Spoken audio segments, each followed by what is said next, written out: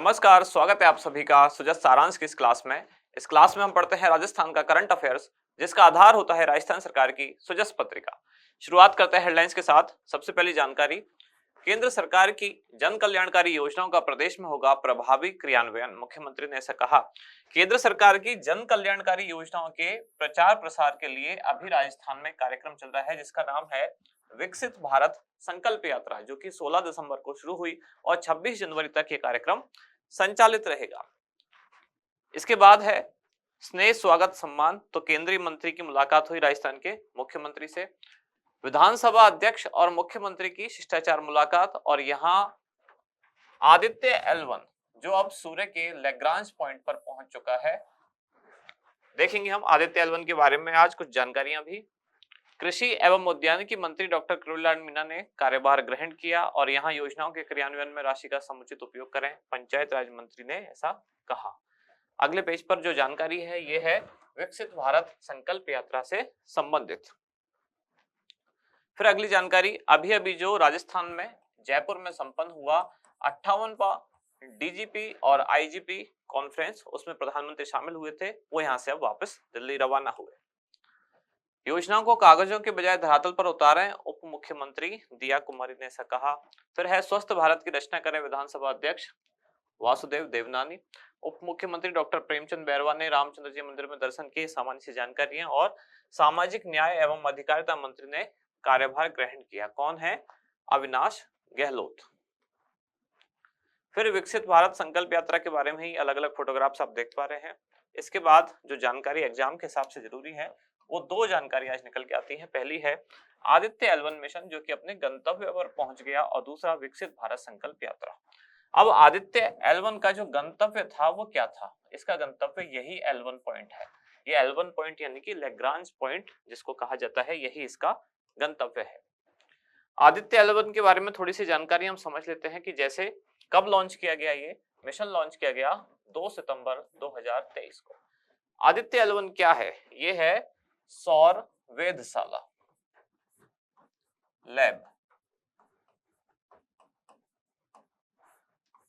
इसका उद्देश्य क्या है? सूर्य के बारे में जानकारियां जुटाना। ये इसरो का पहला मिशन है जो सूर्य के बारे में जानकारी जुटाने के लिए भेजा गया है। कब लॉन्च किया गया? 2 सितंबर 2023 को। जैसे ही चंद्रयान लैंड हुआ था चांद की सतह पर, चंद्रयान 3 कब लैंड हुआ था? वो 23 अगस्त 2023।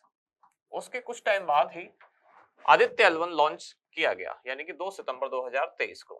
किससे लॉन्च किया गया? लॉन्चिंग व्हीकल, इसका नाम है PSLV C57। अभी अभी PSLV C58 से भी एक मिशन लॉन्च किया गया है, जिसका नाम क्या है? एक्सपोसैट। आदित्य L1 में कुल कितने पेलोड्स लगाए गए हैं? कुल 7 पेलोड्स लगाए गए हैं, जिनके नाम क्या है? VELC यानी कि visual emission line coronagraphy, suit यानी कि solar ultraviolet imaging telescope, solexs यानी कि solar low energy x-ray spectrometer, HEL1OS, ये HEL1OS है यानी कि high energy L1 orbiting x-ray spectrometer, aspex यानी कि Aditya solar wind particle experiment. फिर है PAPA पापा यानी कि plasma analyser package for Aditya, और सातवां है advance triaxial high resolution digital magnetometers. इस तरह से कुल इसमें 7 पेलोड लगाए गए हैं। और ये जो पेलोड है कौन सा? एस्पेक्स। ये राजस्थान के उदयपुर में जो सौर वेधशाला है, उदयपुर के फतेह सागर झील में, वहां इसका निर्माण किया गया। एक उदयपुर में, उदयपुर की जो सौर वेधशाला है, उसके बाद ही उसके साथ ही अहमदाबाद की जो फिजिकल रिसर्च लेबोरेटरी है, इन दोनों ने मिलकर इसको बनाया है।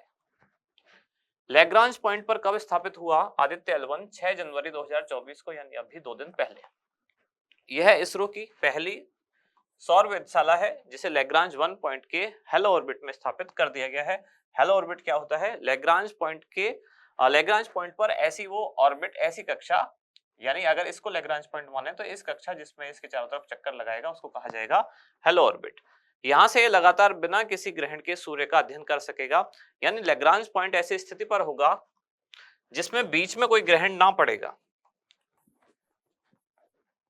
जैसे इसको माने अगर सूर्य और ये है पृथ्वी, तो कई बार ऐसा होता है सूर्य और पृथ्वी के बीच में चंद्रमा आ जाता है, जिससे इसको कहा जाता है सूर्य ग्रहण, यानी सूर्य वहां से नहीं दिखेगा।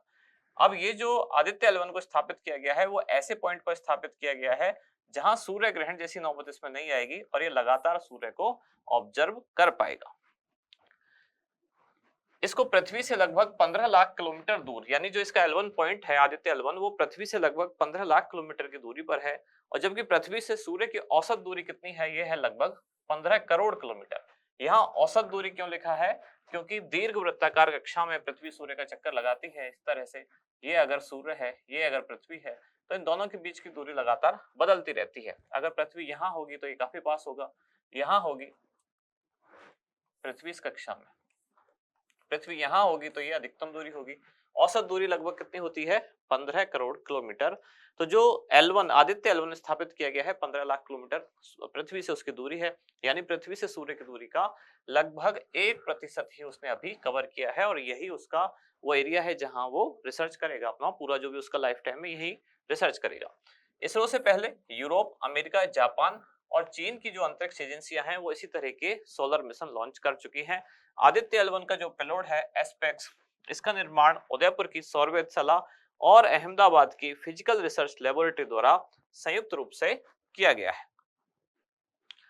फिर है विकसित भारत संकल्प यात्रा, प्रधानमंत्री द्वारा राजस्थान सहित 5 राज्यों राजस्थान, मध्य प्रदेश, छत्तीसगढ़, तेलंगाना और मिजोरम में ये यात्रा को रवाना किया गया वीडियो कॉन्फ्रेंस के माध्यम से। कब, 16 दिसंबर को। यात्रा कब तक चलेगी, 26 जनवरी तक। इसमें क्या होगा, केंद्र सरकार की जो जन कल्याणकारी योजना है इनकी जानकारी आम जनता तक यानी जन जन तक पहुंचाई जाएगी, और जो व्यक्ति इसके तहत पात्र हैं उनको जागरूक किया जाएगा, योजनाओं से जोड़ा जाएगा। अलग अलग स्तर पर यानी राज्य स्तर, जिला स्तर, ब्लॉक स्तर, ग्राम पंचायत स्तर पर इस योजनाओं का या इस कार्यक्रम का प्रचार प्रसार किया जाएगा।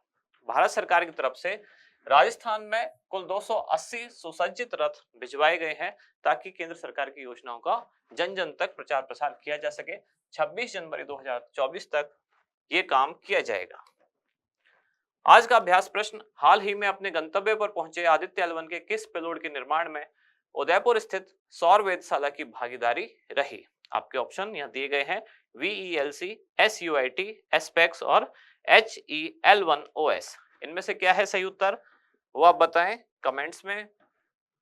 और यदि आप RAS फाउंडेशन और राजस्थान पुलिस SI एग्जाम के लिए तैयारी कर रहे हैं तो जयपुर सेंटर पर 21 जनवरी को सेमिनार आयोजित किया जा रहा है।